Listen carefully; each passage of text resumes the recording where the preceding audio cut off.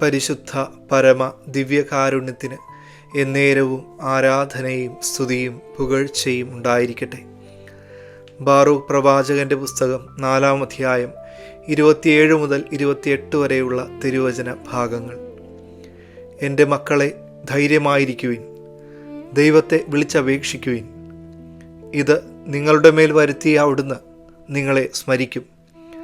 ദൈവത്തിൽ നിന്ന് അകലാൻ കാണിച്ചതിൻ്റെ 10 ഇരട്ടി തീഷ്ണതയോടെ തിരിച്ചു വന്ന് അവിടുത്തെ തേടുവിൻ. ജീവിതത്തിൽ ആഗ്രഹിക്കാത്ത പലതും സംഭവിക്കുമ്പോഴും നഷ്ടങ്ങളും ദുരിതങ്ങളും ഒന്നിനു പുറകെ ഒന്നായി നമ്മളെ പിന്തുടരുമ്പോഴും പ്രത്യാശ കൈവിടാതെ കർത്താവിനെ വിളിച്ചപേക്ഷിക്കുവാനാണ് ഇന്ന് തിരുവചനം നമ്മളോട് ആഹ്വാനം ചെയ്യുന്നത്. ഒന്നും കർത്താവ് അറിയാതെ സംഭവിക്കുന്നില്ല. പലപ്പോഴും ഈ ദുരിതങ്ങളുടെ കുത്തൊഴുക്കിനൊടുവിൽ ദൈവത്തെ മറന്ന് അവിടുത്തെ സ്നേഹത്തിൽ നിന്ന് അകന്ന് പലരും സ്വന്തം വഴി തേടി പോകാറുണ്ട്.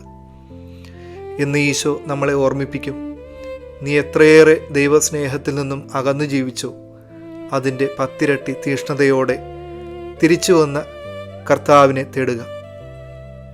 ഈശോയ്ക്ക് നമ്മളോടും പറയാനുള്ളത് ഇതുതന്നെയാണ്, തിരിച്ചു വരിക.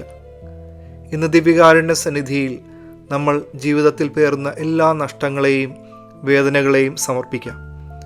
നമ്മുടെ ജീവിതത്തിൽ നടന്നതും നടന്നുകൊണ്ടിരിക്കുന്നതും നടക്കാൻ പോകുന്നതുമായിട്ടുള്ള എല്ലാ കാര്യങ്ങളെക്കുറിച്ചും വ്യക്തമായ ധാരണയുള്ള ഈശോ നമ്മളോട് പറയും, നീ നിരാശയാകാതെ എൻ്റെ വഴി തേടുവിൻ. നീ എൻ്റെ സന്നിധിയിലേക്ക് തിരിച്ചു വരുവിൻ. നഷ്ടമായതൊക്കെ തിരികെ നൽകുവാൻ എനിക്ക് സാധിക്കും.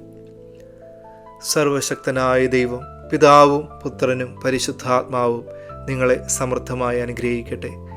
പരിശുദ്ധ പരമ ദിവ്യകാരുണ്യത്തിന് എന്നേരവും ആരാധനയും സ്തുതിയും പുകഴ്ചയും ഉണ്ടായിരിക്കട്ടെ.